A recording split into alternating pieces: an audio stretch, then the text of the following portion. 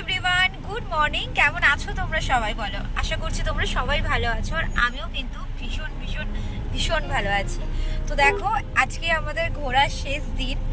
তো একটু মন খারাপ হচ্ছে, বাট মন খারাপ করে কিন্তু লাভ নেই। আবার পরের বারে ঘুরতে আসবো ফ্যামিলি নিয়ে। তো ঠান্ডাও লেগে গেছে ভীষণ আমার। তো চলো, আজকে এখন রওনা দিচ্ছি হরিদ্বারের ঋষিকেশের উদ্দেশ্যে। ওই দিকটা ঘোরা বাকি আছে, ওই দিকটা ঘুরে 11টার সময় ট্রেন আমার। চলো, তোমাদেরকে সাথে নিয়ে আজকের ব্লগটি শুরু করছি। আই হোপ যে তোমাদের আজকে ব্লগটি ভালো লাগবে। আজ হচ্ছে মঙ্গলবার, আর এখন থেকে আমি আমার ব্লগ স্টার্ট করছি। আজ হচ্ছে ঋষিকেশে আমাদের লাস্ট দিন। তো কালকে যেহেতু একটা মন্দির বাকি ছিল, তো ফার্স্টেই আমরা ওই মন্দিরটা দর্শন করে তারপরে কিন্তু আমরা ঋষিকেশের দিকে এগিয়ে যাব। তো ফার্স্টেই চলে এলাম প্রভঞ্জের মন্দিরে। তো ফার্স্টেই দেখো, তোমাদেরকে কংসর সঙ্গে দর্শন করিয়ে দিলাম। তারপরে এখানে রয়েছে রাম সীতা। তো মন্দিরটি পুরোটাই কিন্তু এক কাচের মন্দির, মানে কাঁচ দিয়ে তৈরি। অপূর্ব এক সুন্দর মন্দির, যার কোনো তুলনাই হয় না। তো চলো, তোমাদের পুরো মন্দিরটি আমি ঘুরে দেখাই।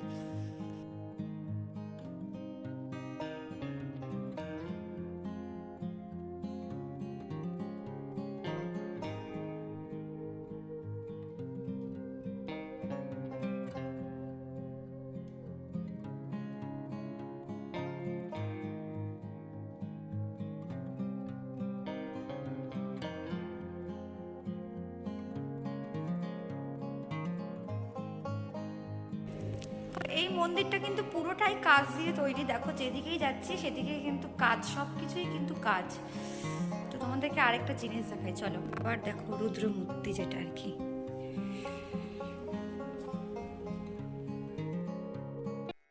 তো আমরা প্রবনধাম মন্দির দর্শন করার পর এবার আমরা রওনা দেব নীলকণ্ঠ মহাদেব মন্দিরের উদ্দেশ্যে।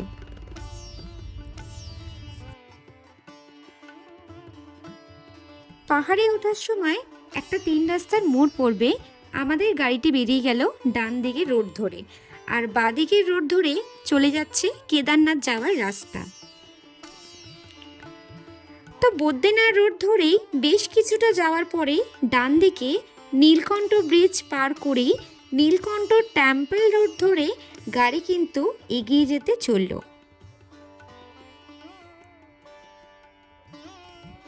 ঋষিকেশ থেকে নীলকণ্ঠ মহাদেবের মন্দিরের দূরত্ব প্রায় 33 কিলোমিটার। ওই সময় লাগে প্রায় 1 থেকে 1.5 ঘন্টার মতন। তবে হ্যাঁ, এই পথের পাহাড়ি দৃশ্য যেন মনকে সতেজ করে দেবে। যাওয়ার সময় পথের বাঁ দিকে বয়ে চলেছে মা গঙ্গার নদী।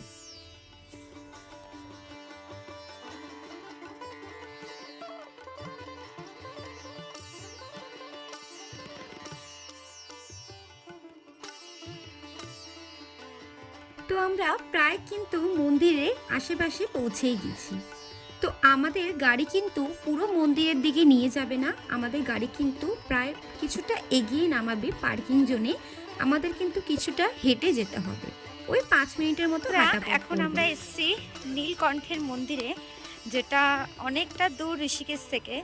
তো এই মন্দিরের কাহিনী তোমাদের বলবো। সেটা হচ্ছে বাবা মহাদেব এখানে এসে যে বিষ পান করেছিল, সমুদ্র মন্থন থেকে যে বিষ উঠে এসেছিল, এটা এখানে কিন্তু এসে সেটা পান করেছিল। তো চলো, তোমাদের ওই জায়গাটাতেই নিয়ে যাব, আর মন্দিরটাও কিন্তু পুরো দর্শন করাবো। তো মন্দিরে ঢোকার সময় দুদিকেই কিন্তু অনেক দোকান পড়বে। এখানে আমরা বাবা মহাদেবের পুজো দেওয়ার জন্য ডালা আমরা কিনে নিলাম। এখানে ডালার প্রাইস কিন্তু স্টার্টিং প্রাইস 50 টাকা থেকে। 50 টাকা আছে, 100 টাকা আছে, 150 টাকার আছে, 500 টাকার আছে, বিভিন্ন কিন্তু রেঞ্জের দাম আছে। তো ফার্স্টে দেখো, আমরা এদিক দিয়েই ঢুকছি, কেন ওদিক দিয়ে ঢোকারও রাস্তা আছে, দুটো দিকে রাস্তা আছে।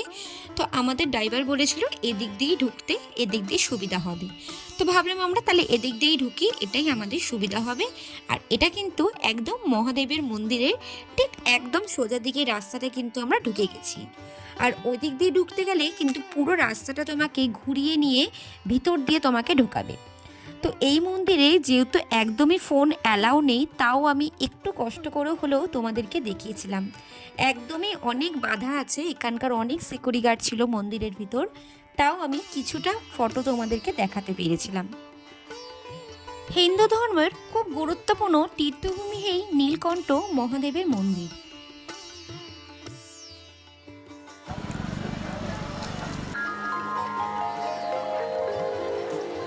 কিংবদন্তি অনুসারে বর্তমানে এখানে নীলকণ্ঠ মন্দিরটি দাঁড়িয়ে আছে।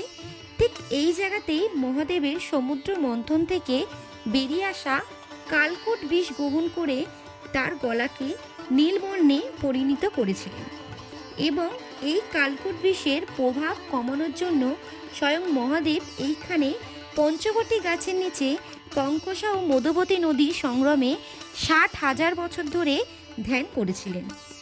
মন্দিরটি বিদ্যাধরী সিন্ধুতে তৈরি করা হয়েছে।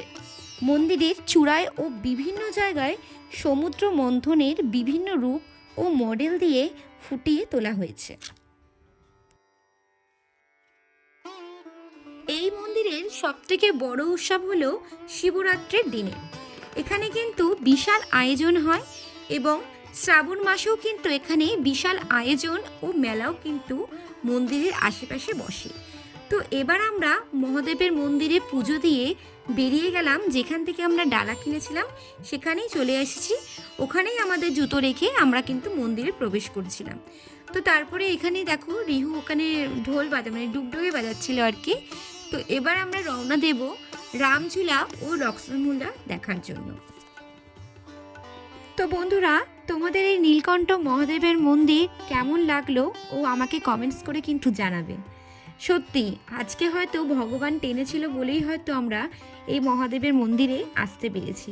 আমি হয়তো জানতামও না যে এখানে কিন্তু নীলকণ্ঠ মন্দির আছে, বাট ড্রাইভারের সঙ্গে কথা বলার পরে জানলাম, তোমাদের দাদাভাইও বলেছিল যে এখানে একটা নীলকণ্ঠের মন্দির আছে, বাট তোমাদের দাদাভাইও কোনোদিন আসেনি, আর আমরাও কিন্তু কোনোদিন, আমি তো ফার্স্ট টাইম, আমি কোনোদিন আসিও নি।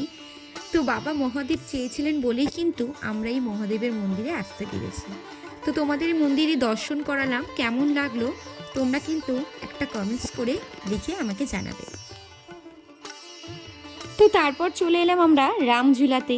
আমাদের ভাগ্যবশত আমাদের লক্ষ্মণঝুলা যেতে পারলাম না, কারণ লক্ষ্মণঝুলায় কাজ চলছিল, তাই বন্ধ ছিল, তাই আমরা শুধু রামঝুলাতেই যাচ্ছি। তো জায়গাটা জাস্ট অপূর্ব অপূর্ব জায়গাটা। রামঝুলা এটা হচ্ছে আমরা এখন ঋষিকেশের রামঝুলায় আছি। রামঝুলার পারাপারি হচ্ছে গঙ্গার এপার ওপার। এখানে সব মাছের খাবার টাবার দেওয়ার জন্য দিচ্ছিল। চলো দেখি এখানে মাছ দেখা যাবে বলছে, দেখি মাছ।